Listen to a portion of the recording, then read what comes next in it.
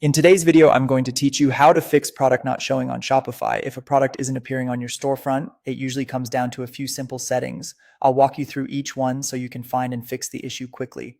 Start by opening Shopify and going to Products. Click into the product that isn't showing. Look at its status near the top. If it's set to draft or archived, it won't appear online. Change the status to active and save your changes. Saving is important. Updates don't go live until you do. While you're on the product page, check where it's published. In the Sales Channels and Apps section, make sure Online Store is selected. If Online Store isn't checked, the product won't be visible on your website, even if it's active. Select it and save. Next, confirm market availability. If you're using markets or selling to multiple countries or regions, the product needs to be available in the place you're targeting. On the product page, find the Markets or Availability section and ensure your target country or region is enabled for that product.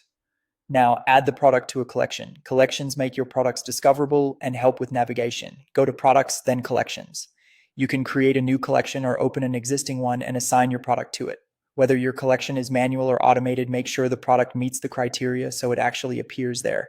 After that, update your navigation so shoppers can reach the collection. Go to Online Store, then Navigation.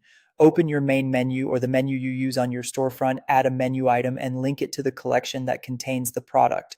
Save the menu so the link shows up right away. Check inventory next. If the product or any of its variants are out of stock, it might be hidden depending on your theme settings. Either restock the item or enable the option to continue selling when out of stock, if that suits your business. Remember to review each variant's inventory if the product has options. Take a moment to review your theme and settings. Preview your current theme and open the collection and product pages to confirm the layout actually displays products and collections.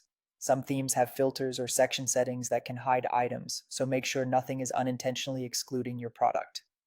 If you've done all of this and the product still isn't showing, reach out to Shopify support for help.